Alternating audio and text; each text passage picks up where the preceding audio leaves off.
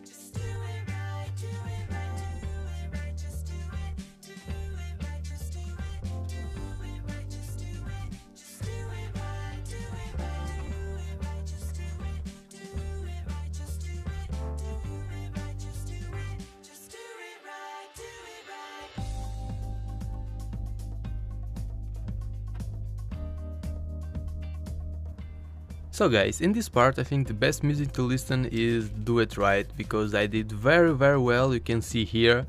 and I don't know what happened. It's like a reaction, and I have to investigate a little bit. But I think if you want to paint the boat, you have to put something to protect the styrofoam, and after you paint over that. But I don't know which materials you have to use to protect the styrofoam. And yes, so I don't test this outside because I don't have boat for that, but I think you can see the power of this boat in the sink is very powerful. And yes, so I finish. I hope you enjoy. Yeah, so bye.